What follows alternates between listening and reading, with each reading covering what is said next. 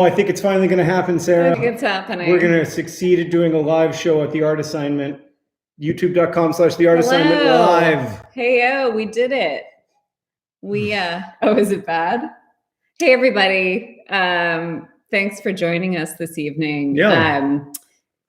We are not used to scheduling live streams in advance. Yeah. And I think I threw our whole system off. That's why we were 30 seconds late. We're sorry. Yeah. We're here to celebrate Sarah's book, You Are an Artist. It comes out on Tuesday. She's not going to talk about it that much, so I'm going to talk about it for her. I am. I'm very comfortable talking about what's inside because it's good and I'm proud of it. And I want to share it with you. I'm comfortable talking about the low price, the fact that it's available at your local library for free. There's ebook and audiobook editions. And also, if you can't afford to buy the book, You Are an Artist, I have amazing news for you. You are currently on a YouTube channel that contains so many great artists. Yeah, so during the course of making this video series, during the first 3 years, we gathered 60 assignments out around the country from artists and had them give you guys assignments. And so there are 60 assignments out there already on our channel that you can do. Yeah. One of which we're going to be doing tonight. We're going to do it tonight. We're so excited.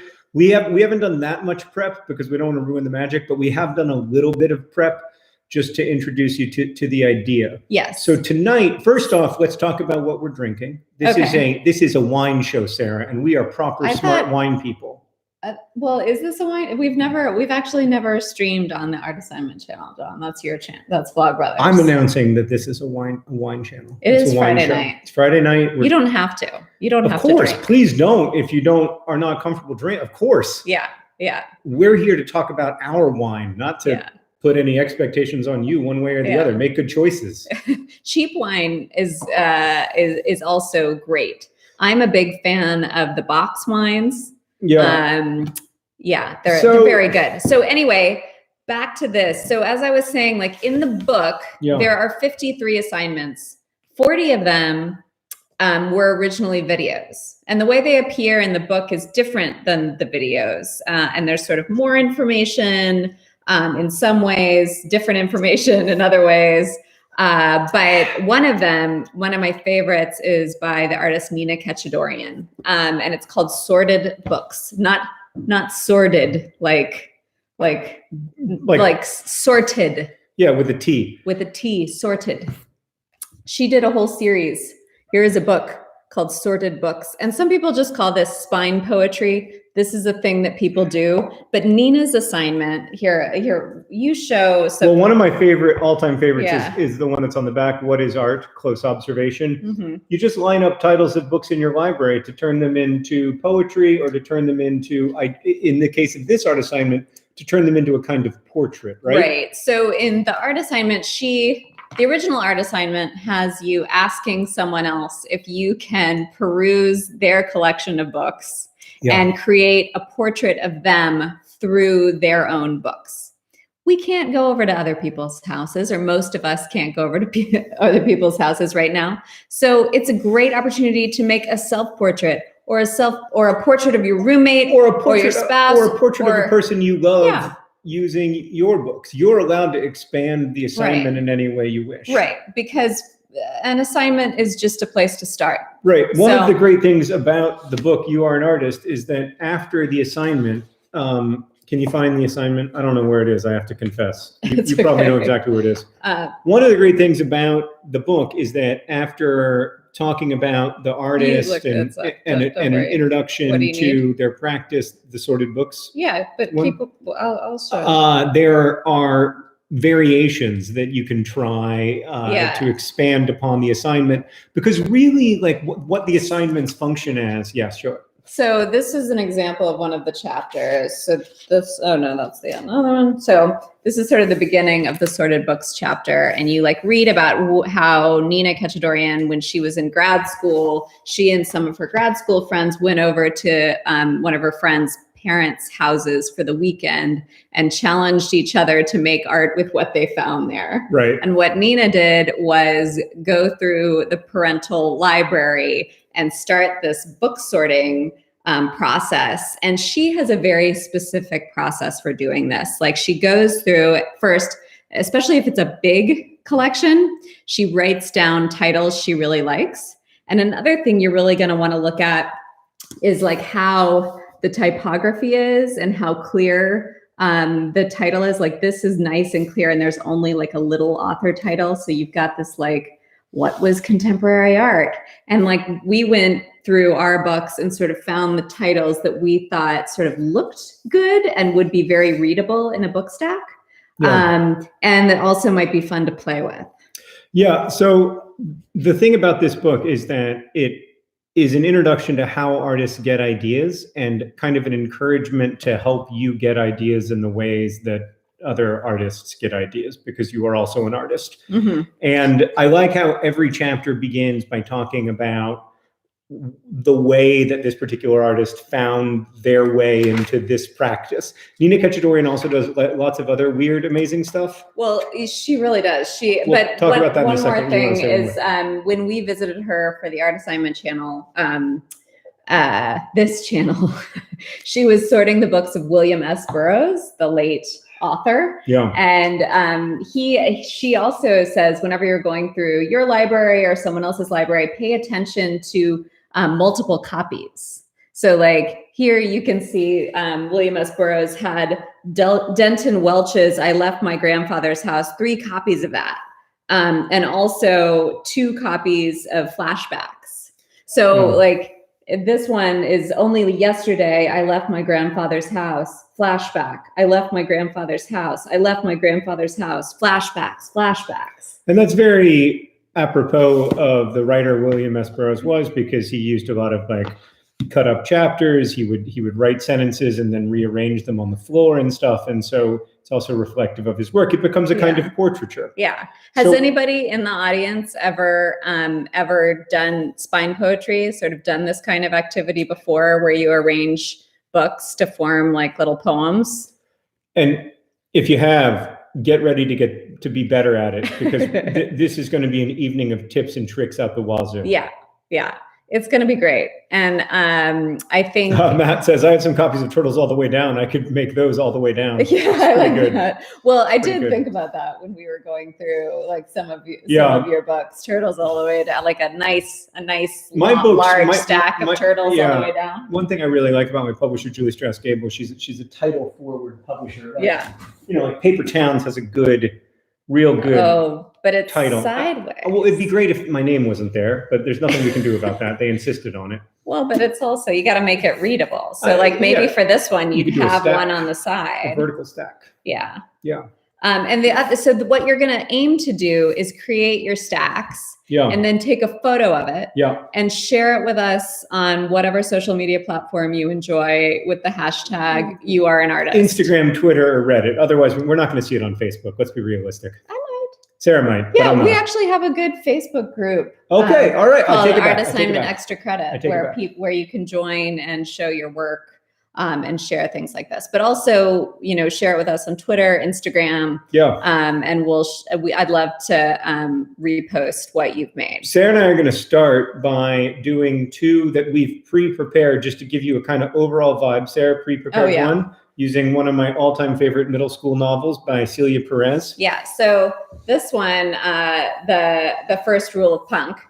This has a great spine. So. Yes, there is some other stuff going on, but it's pretty clearly readable. It's bright. And then I looked around and I was like, oh, okay, the first rule of punk. What's the first rule of punk? And then I found this book, Do What You Want. So let's see. You got to line it up so that you really read it in order. So it's a little overexposed. Welcome to the MacBook Air webcam. First rule of punk, do what you want. There you go. I think that's pretty good. And I took M.T. Anderson's brilliant National Book Award winning novel, The Astonishing Life of Octavian, Nothing Traitor to the Nation, Volume 1, The Pox Party, which is one of the all-time great young adult novels. And I combined it. And also, I don't know if you guys know this, but there's a global pandemic. A pox, if you will. There's a pox, if you will. And I combined it with a book of essays so that my initial spine portrait is a bit of a self-portrait of how I feel right now. Gotta get closer. The pox party, a supposedly fun thing I'll never do again. That's pretty good. That's pretty good. I like that. Yeah. So, so the other thing about this is like, once you find your stack, set it aside, and then really think about how you're going to photograph it.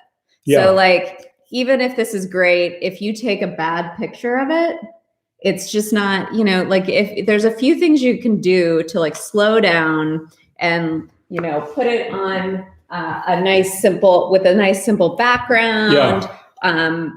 Like sort of set it where there's good natural light, photograph it now, maybe photograph it in the morning, see how it looks. Like another tip, if you're taking a picture, even with your phone, is to like take a breath in and then like hold your breath while you're taking it. So you're not moving. Any photographers out there know these things. But I think that like oftentimes you just like aim your camera at the phone and like don't necessarily think about what's going on. It makes a big difference. And, you know, after you've gone to the trouble of sorting your books, you want it to look good, right? Yeah. Okay. So let's see. I've got my what was contemporary art. Yeah. And then I also found that I have a book, What is Contemporary Art? Yeah. So I was thinking it might be cool to like figure out what goes in between. Is this going to be a portrait of you? I don't know. Like I find it Sarah's extremely uncomfortable even with making abstract spine poetry portraits of herself. Well, I don't know. It feels like even that feels personal. I think that's my challenge for you. Oh. Make a self-portrait, and I will make a self-portrait that is more revealing than the pox party, a supposedly fun thing I'll never do again. But seriously, I don't want to do this again. Yeah. It's too bad that you're not on the woman on the right is really beautiful. No. I agree. You're on my right. I know. I'm on the right as we're sitting. Yeah. I mean, speaking of coronavirus and what's happening right now, thanks, you know, Lorena. Huh? Lorena just unhit it. But yeah, just be polite. I'm sorry. I probably shouldn't have engaged with that stuff. Yeah. Yeah.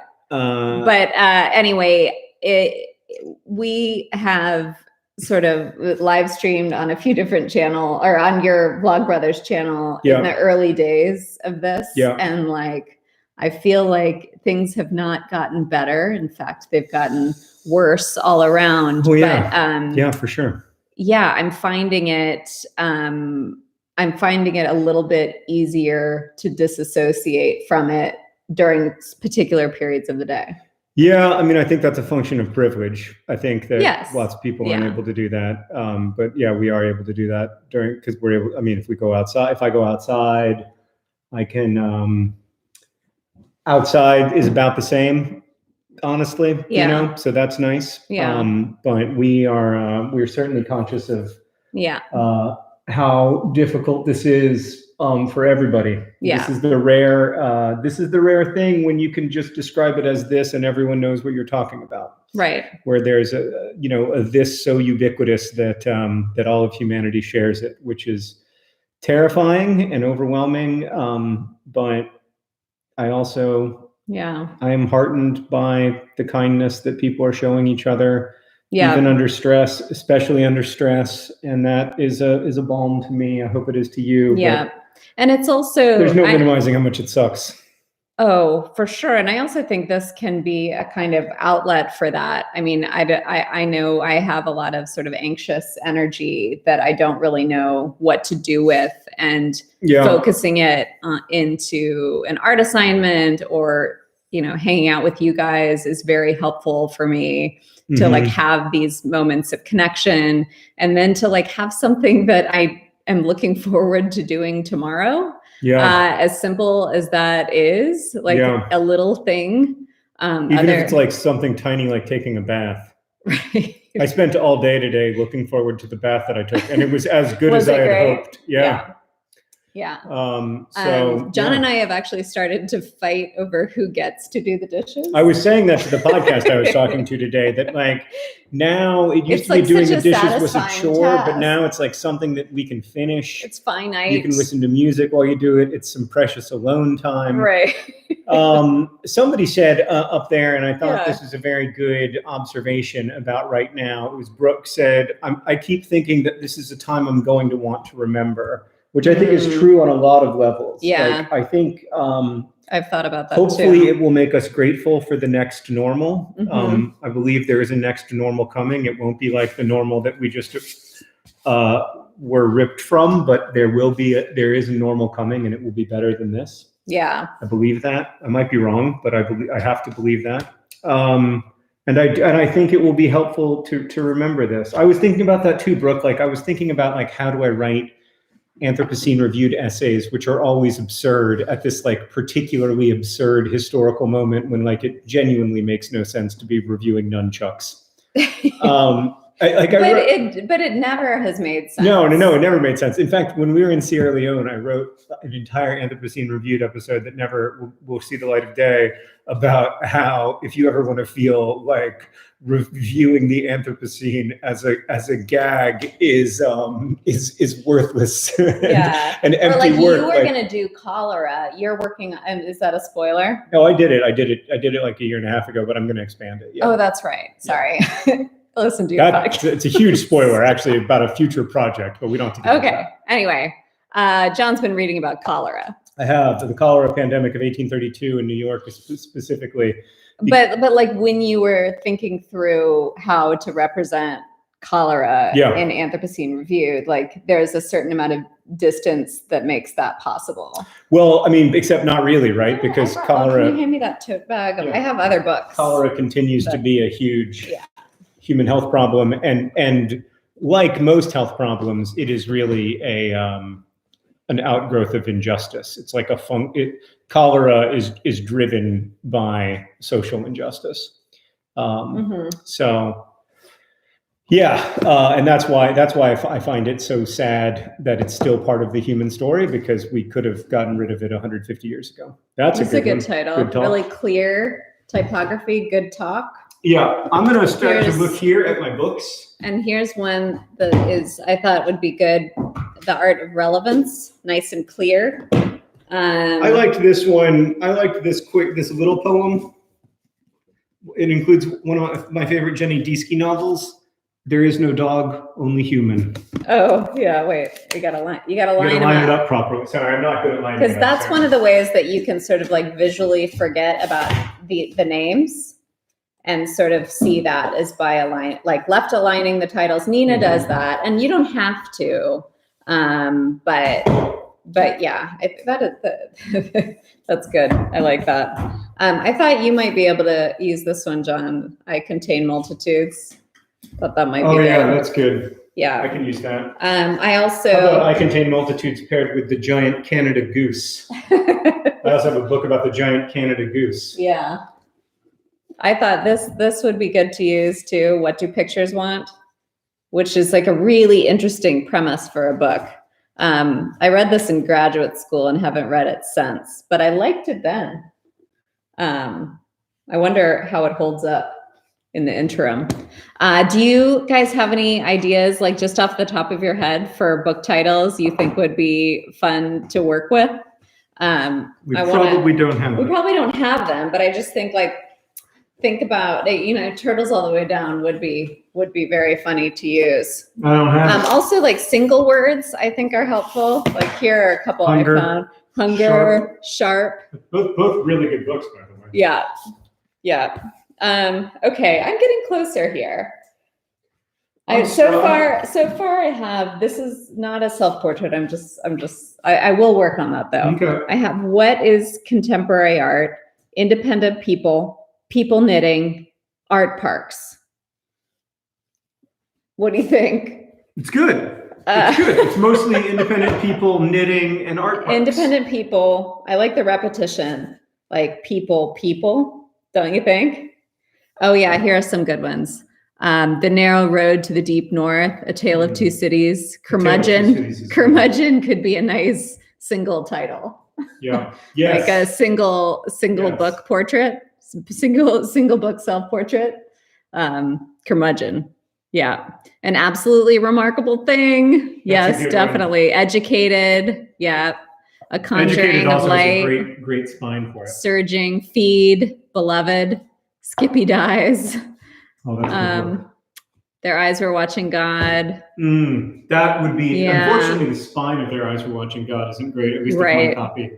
But that would be a great one. Yeah, for sure. So I think I am not done with this yet, but I think it has promise. I mean, I think in the actual assignment, I think Nina specifies like 3 or 4 books to keep it short. But I like a big tall stack because you can make a complicated poem. What's happening over there? I'm making. I'm trying to make the best one I can make with.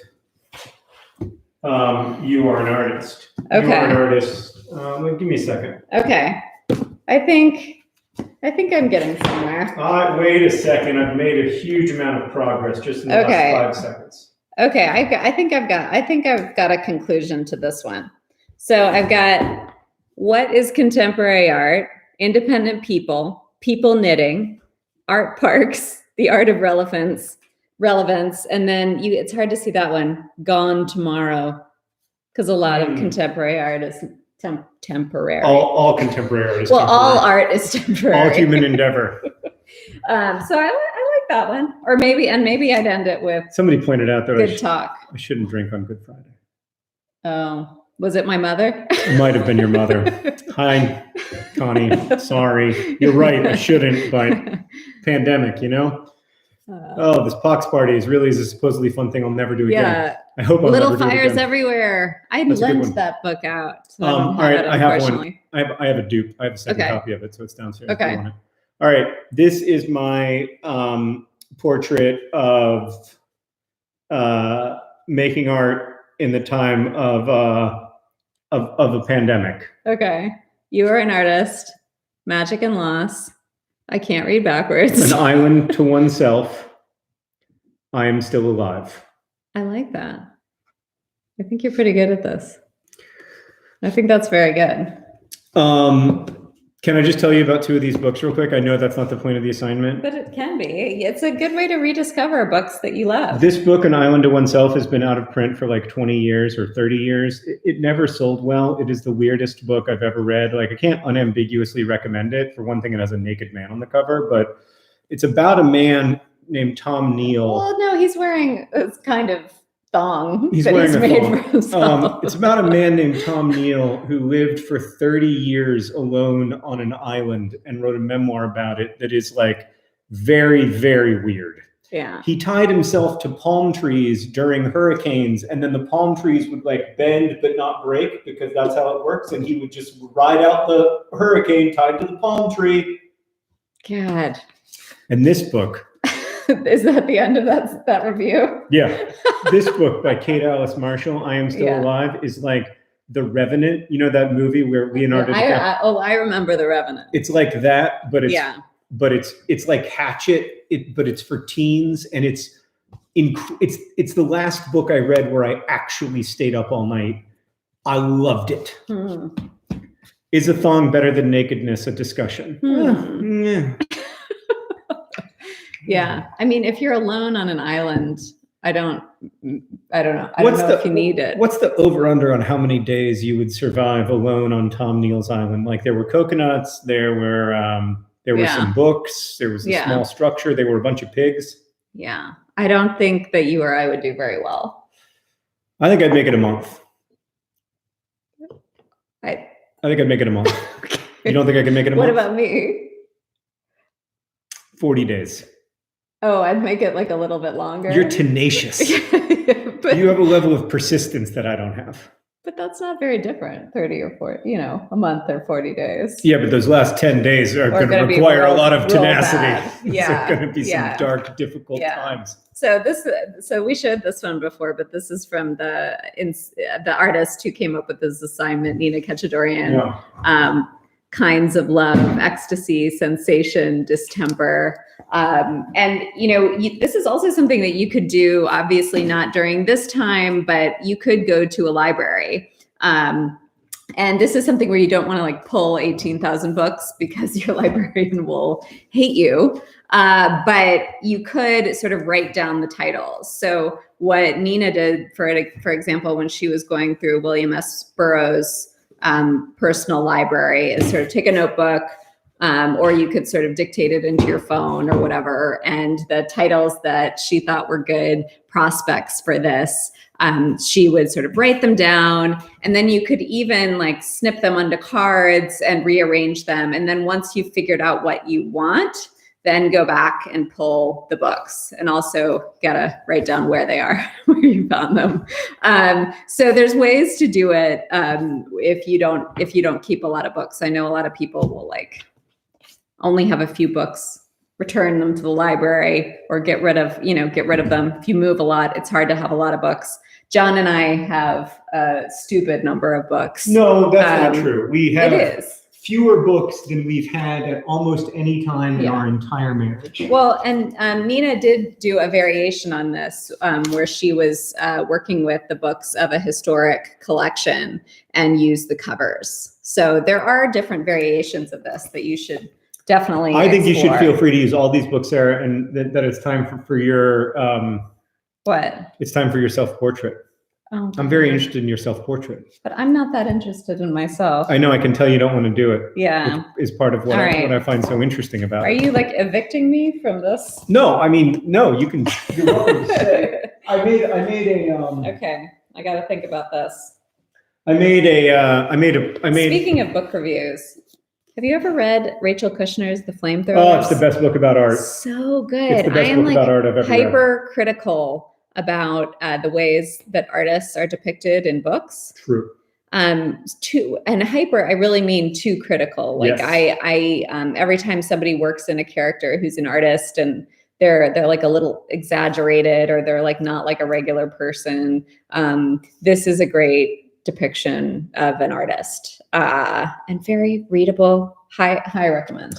I put an artist in Turtles All the Way Down, only very briefly, and there I had to get a lot of sign off to have that character, even that character. Yeah, but you did a great job.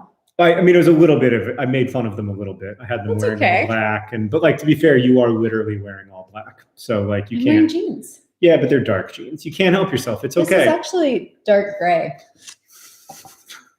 Degrees of gray in Phillipsburg. Yeah. That's a poem that has my favorite first line of all time. Yeah. Okay. I'm gonna work on. Sarah's gonna work on this. I'm gonna show you a portrait of my friend Paige. This is or I guess it's, or maybe it's a portrait of my friend Kava. Paige Lewis? Yeah, some poet I know. Maybe it's a portrait of both of them, but it's here. It's this. It says, it's hard to make it out. Let me get the angle right. There we go.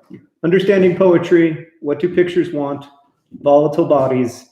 At night we walk in circles. Oh, that's nice. Is that okay? That's really good. Oh, thanks, man. You're so much better at this than I am. No, you're just being nice. No, I'm not. I'm not. But that's really nice. Thank you.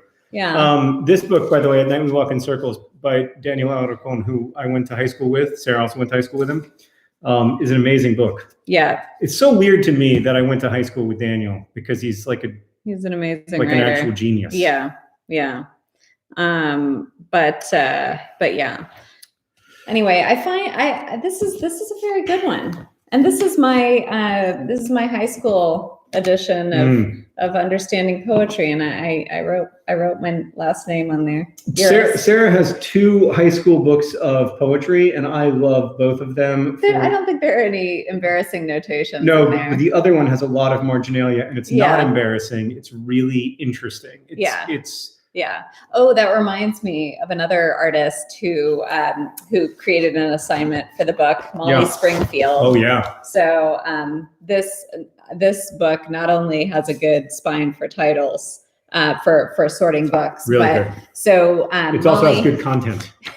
So you should get it just for the spine, right? But then what's inside the book is amazing. But Molly Springfield makes these really outstanding graphite drawings. You should look her up.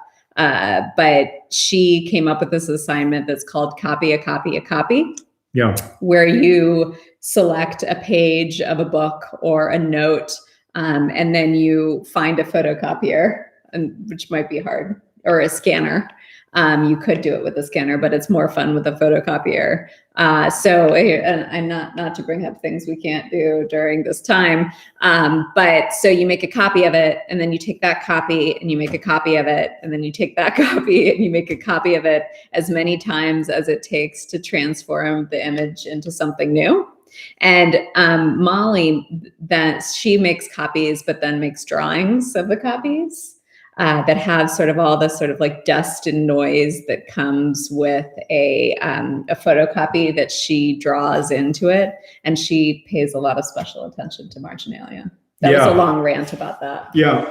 While you're doing your self-portrait that you're still going to have to do. Okay. Geez, you'd think that you'd been asked to like commit a murder. So one of my favorite things about the book is, and by the way, there's a link in the doobly-doo. If you want to order the book, it comes out in 4 days. It's going to come to your house. It's going to be a great experience. There's a lot of art historical context that kind of gets at how, art is not being made in a vacuum, and that people have been playing with these ideas and figuring out how to express deeply complicated stuff visually for a long time. And this is a famous Joseph Albers painting that I didn't know about until I read the book. Well, it wasn't a painting, actually. It was an illustration. It's not a painting. It's an illustration in his, and I'm not delaying. I've actually made some progress over here in Joseph Albers' Interaction of Color, a book that's really good, another really good book that's sort of about color theory and what happens when you take a color and put it in a new context. So now I'll explain the rest. So this is beautiful. This is like the inner smaller violets are factually alike, but the upper one appears to refer to the outer lighter violet at the bottom. So it's like, so Joseph Albers wrote a little poem about this picture. I will explain it while you're finishing that. You're really keen on not letting me explain it, but I want to. This purple and that purple are the same color. And so they are factually alike, but because they are presented in different contexts, they look very, very different. In fact, like this purple looks like this purple, even though it isn't. And to believe this, when I was reading like the proofs of Sarah's book, I was like, I think that you guys got this wrong. And I had to like with my finger make a tiny little pinhole, and then look through it and be like, oh my God, they are the same color. But yes, context makes the same thing look different, which is like an extremely important idea when you're thinking about visual art, but also, of course, an extremely important idea when you're thinking about everything else, that like everything is context dependent and your context is hyper specific. And if you pretend otherwise, you're lying. Yeah. Okay. Are you ready? All right, I'm ready. Self-portrait. All right. Under blue cup, the flamethrowers. I contain multitudes. It's good. Or I was debating, I also like. It's a little abstract, which I like. Under blue cup sharp. Yeah. I contain multitudes, which is sort of related to me. Yeah. Anyway. Yeah. Well, this is a common thing. You're like, I like it, but I was just thinking about the word sharp, because the word sharp, and it's pointed out in this book that like the word sharp is used as a kind of double-edged sword when talking about smart women, or especially like women critics, or, art. Like it's a compliment, critics. But it also means that you're hard to take. Right. So. Right. Yeah. Or that like you're not everybody's cup of tea. Emily says, I may be too much of an engineer to follow the poem. I think that's fine. Yeah. I don't know if I understand it. It was pretty abstract, but I dig that. Yeah. But yeah, I can see how people, I don't think that you're sharp. I mean, I think that you're very sharp in terms of being like incredibly incisive and bright, but I've never found you to be like hard elbows. But it's true that women are judged on a completely different scale. We have that. Yeah, I brought such a good book. That's a really good book spine for this. Yeah. Yeah. And it's also like the title itself in the book. It's like a mix of reassuring and dismissing. Like they're there. Yeah. I've always thought it's weird. Or there is no there. Yeah, and then there's the famous Gertrude Stein Yeah. quote about how there's no there. Yeah. What did she say Wasn't that about a person? I thought it was about California. Oh yeah. And then the book is set in California, so that would make sense. Or the problem with California is there's no there is no there. Yeah. But there's a lot of great things about California. But it's a great line. Yeah. Like Gertrude Stein was the master of lines that like maybe weren't totally true, but they were so good that you bought them. Yeah. Yeah. Marie says being a science person trying to understand abstraction is genuinely hard. Yes, that's really real though. Yeah. I mean, but I guess in science, I feel like the arts and the sciences are more closely related than people imagine them to be or assume them to be. Yeah, but in the sciences, I think there's sort of the abstract ways of working, and then there are the concrete ways of working, right? So I think I think that's what I do think that you have to be comfortable with a degree of discomfort, if that makes sense. Yeah, you have to like not. But scientists are comfortable with a lot of discomfort because you make a hypothesis and then you try to prove it. Yeah. But you have to be totally prepared for it not to work, and then to like use that knowledge of it not working to then go like so it's still constructive. But you've got to I think that I agree with you that there's a lot of abstraction in science. There's also a lot of concretion in writing or in visual art. Like ultimately most visual art, even abstract visual art often has concrete elements. Like there's something you can look at. Like those paintings are not, well, they actually are not abstractions, but like there's something, paintings of the you can look sky. at. They're paintings of the sky, but like you can look at them and like make a conclusion about what they are. Yeah. Stein was speaking of Oakland. Yes. It's very true. And I think it's actually less true of Oakland than it is of much of California. Yeah. And so that makes sense though, because that's what the book is said. Yeah. It's this book, which I think won the Pulitzer Prize. It was definitely the best, one of the best books I've read in the last 10 years. Yeah. I recommend. So you did your Still Alive? I am still alive. Or yeah. You're still alive. I've got a one. How could we use good talk? Good talk. I'm still we can use good talk with like good talk. With good talk would be a funny like response to somebody. Or you could like add it on to a lot of things. Like the do what you want. The first rule of punk, do what you want, good talk, you know? The one that I didn't find a use for so far that I really love is this book. It's called Don't Get Above Your Raisin. Yeah. And it's the story of it's the story of like Southern, white Southern music in the 1930s and 40s. And that phrase. That's a good idea. What is contemporary art? Good talk. That's the one. Yeah. That's the one. Yeah. Good talk is at the end of everything. Oh, that's the one. What is contemporary art? Good talk. Yeah. That's real good. Yeah. That's real good. Don't get above your raisin is something that my grandmother and I think like a lot of Southern grandmothers would say to me when I was a kid. Yeah. It means like don't get above your raisin. Don't get above. Don't think you're so special. Yeah. Yeah. Yeah. That's such a yeah. It's hard navigating that as a parent because you're encouraging a child, but you also have to like keep it in check, right? Well, I think she was telling me not to be like a pretentious know-it-all. Yeah. More than anything. Right. Yeah. Was that a struggle for you? Yeah. I wish that she'd like indulged that a little more. Yeah. But no, she didn't like it at all. Yeah. Yeah.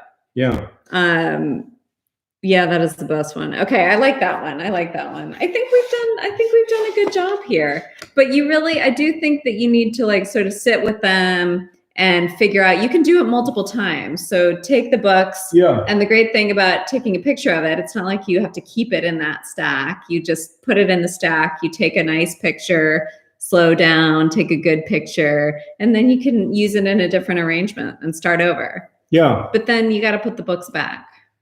You do. It's critical. Because I pulled a bunch of books out for this a few days ago, and they've been just hanging around. It's critical to put the books back. And John, do you have any advice for library organization?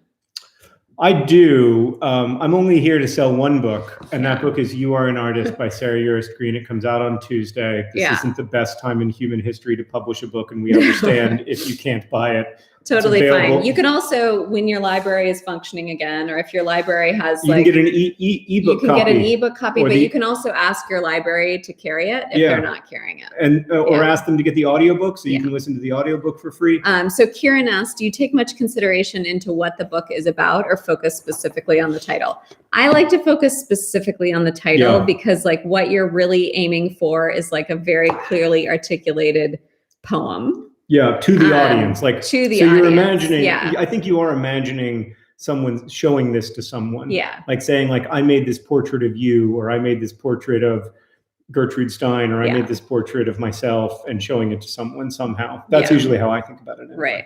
And what I like about how specific this art assignment is that, like, I think this is, and I'm releasing a video on Tuesday about this, that like, I don't think you need to necessarily be inspired to make art. Right. I think that sometimes for various reasons, like it's almost like meditation. It's almost like something you practice or you do. It's like you sit down and you give yourself a kind of challenge to do something. And I think when it's something as concrete as making a stack of books that personify you or somebody else, or even tells a story that you're interested in, is like such like a escape from the world, but it's an escape from the world that also eventually like brings you back into it and can potentially bring you back into connection with other people. So, I think that during this time, especially,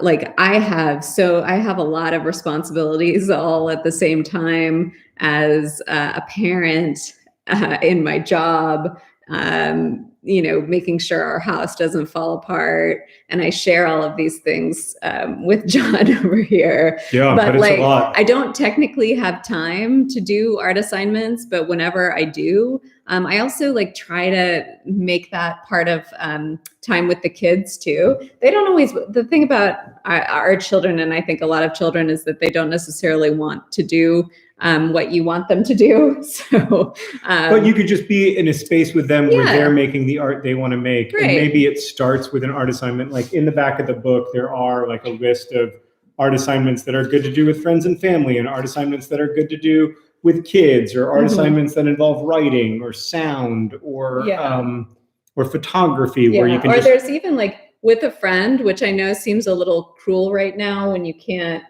be together with many friends. But a lot of these are things that like you could do virtually, or decide on an assignment together and like do it on your own time. And then plan a time to show each other what you've made and talk about it.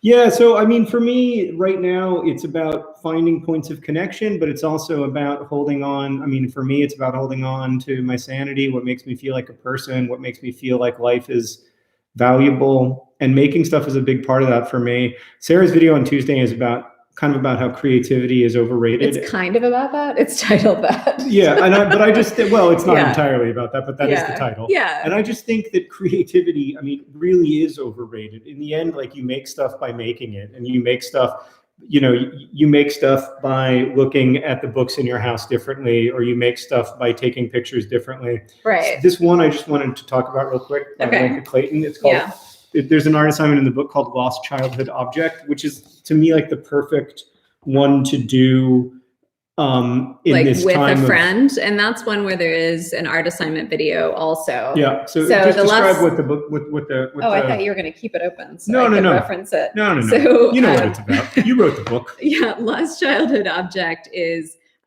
you and somebody you know describe to each other an object you had when you were a child that you lost, or that you no longer have for whatever reason. So you describe it to them. You say how heavy was it? What did it feel like? What was it made of? what size was it compared to a wine glass? And then then you sort of switch places. And the other person describes their lost object, and then you part ways and you make the object for them. You remake it out of just stuff you have around. Like it doesn't even need to be sort of convincingly so. You could make a teddy bear out of like plastic grocery sacks or something like that.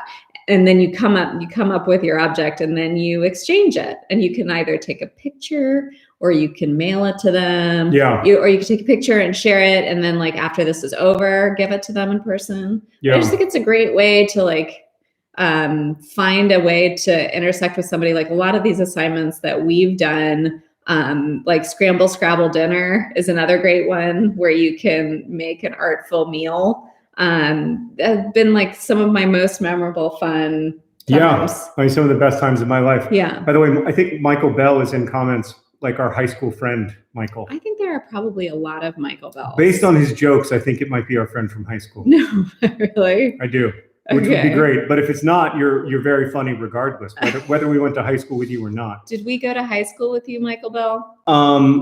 Are John and Hank brothers? Yes. Yes, John and Hank are Sarah brothers. and John married? Yes. Have we been married the whole time? Yes. Been married for a long time, very long time. Yes.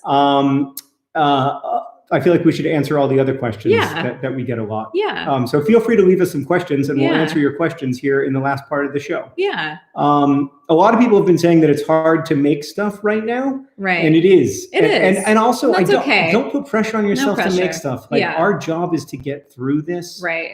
And to to get to the other side. Yeah. And I've been putting pressure on myself to try to get stuff done. Yeah. It's just not realistic sometimes. Yeah. Like that's the great thing about doing something relatively simple, like a poetry made out of book titles. Well, the other thing about this, and like about watching assignment videos or reading the book, is that it kind of plants the seed for an idea. So like we're showing you this sorted books activity, and maybe you don't feel like doing it right now. Yeah. But maybe in 6 months, I don't know how long. Yeah. You're at a friend's house and like carve yourself away and ask permission to go through their books and make a sorted book stack portrait of them. Right.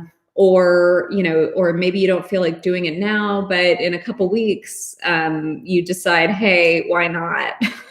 So like a lot of these things, because I've commissioned them all from different artists, and how it worked is like I got in touch with artists who I knew, or I knew through other artists, or artists would recommend other artists to me. And, they would come up, they would devise these assignments. These are not all my ideas. They're like based on the way that all of these artists make art, either directly or sort of tangentially.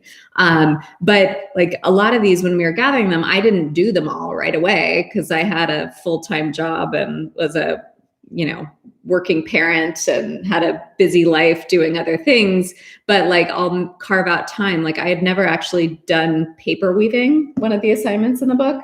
And then I've been making a ton of them during this quarantine time that I find it really satisfying. Some of which Sarah's making on Instagram. So you should follow the art assignment on Instagram. The art assignment's a great Instagram follow because Sarah doesn't post too much, which is like my number one request of Instagram. Like, I don't know. Maybe not in the next week. Mostly, I just don't want you to post too much. Yeah, I'm almost done with my spine poem. Oh, good. Great. Good. Please share it with us. Use hashtag the art assignment. Oh God, let it be less than 6 months. Yeah, I know. Yeah, I hope so. But also, I mean, one of the things, who needs a heart when a heart can be broken? Is that something Michael Bell said to me in high school? I don't remember. I don't know. Michael Bell, I think it is.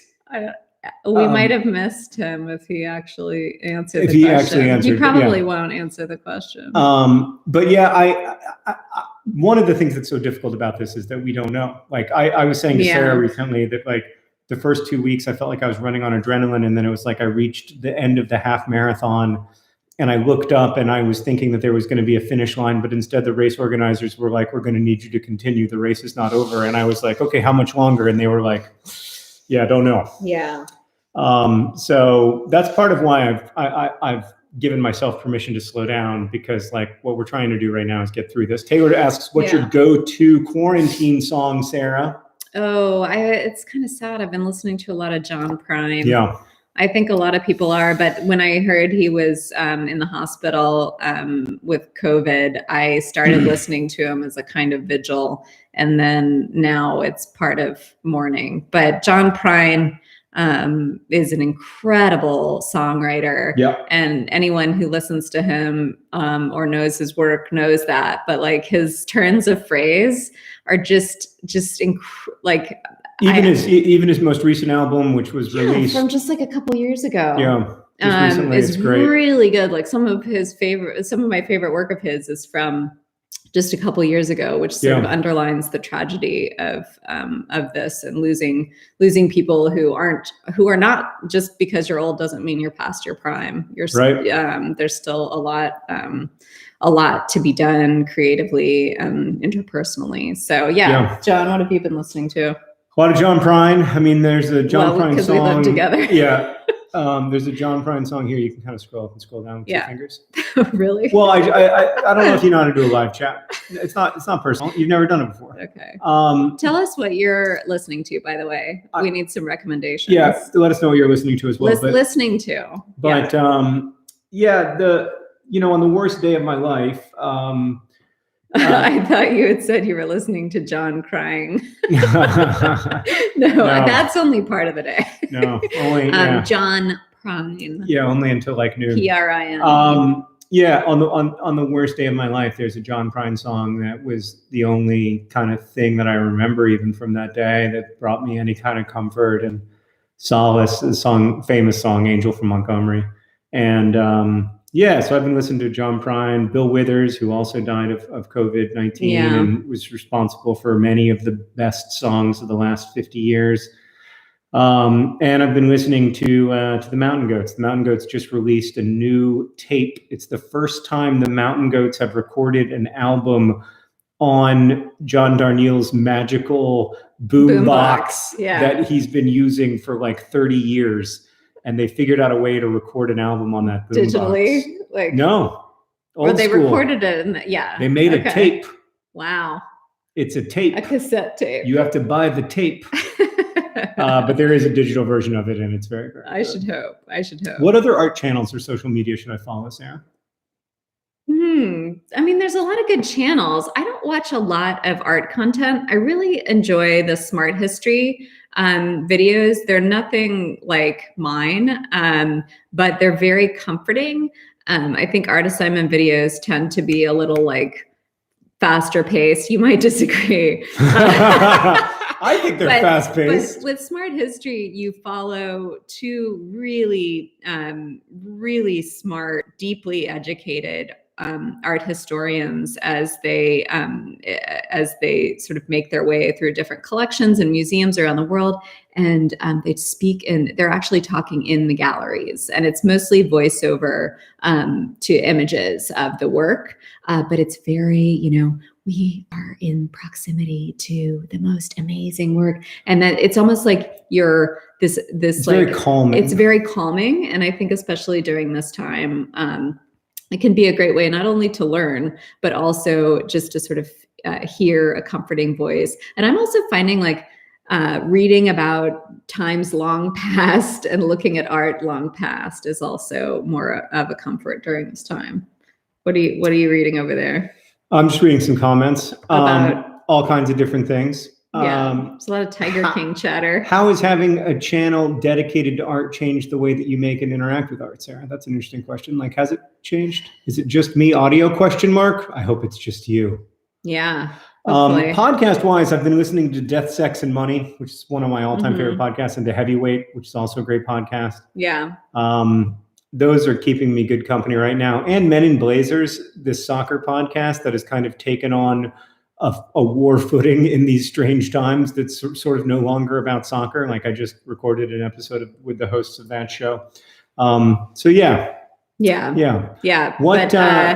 But what's changed about what changed about the way you think about art since you started making this channel? Because before this, Sarah was I would say that, I worked at an art museum as a contemporary art curator before this. And I think this is actually not Sarah's first book. It's my first book for like I've worked on a lot of exhibition catalogs, which have pretty pictures and very few people actually read them. They're a little dense. So sometimes, Yeah, there's some great exhibition catalogs. Don't get me wrong. Yeah. I've been reading them. But I think when I started the art assignment in 2014, I remember like one of the first videos, somebody said something like, well, but is it art? And I wasn't willing to sort of answer that question. Why is whatever art? Mm-hmm. Or there were just questions that like I didn't think were worth asking. And I really don't believe that anymore. I think it's totally valid to question, what you think art is. And, I don't have a lot of definitive answers. I have fewer definitive answers now than I did then maybe. But I'm comfortable with that. And, I think that. What about you, John? Well, I mean, it's been a long process through knowing you. I started out liking art because Art Sistery is a fabulous name for a podcast. It is a good name for a podcast. Oh, you should make that. You should make that.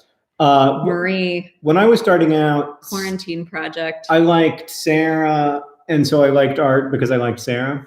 And now I have my own kind of separate art life, I guess. And there's a lot of connection, of course, because we have similar values and we care about similar things, and so that means that there's always going to be some connection in our taste. But you're more secure in what you like. I do feel comfortable liking what I like without apology. Mm-hmm. Whereas, I remember sometimes we'd go to a gallery and I'd be like, I like that painting, and Sarah would be like, I would be like, oh yeah, no, you're right, it's terrible. And now I'll be like, no, I still like it.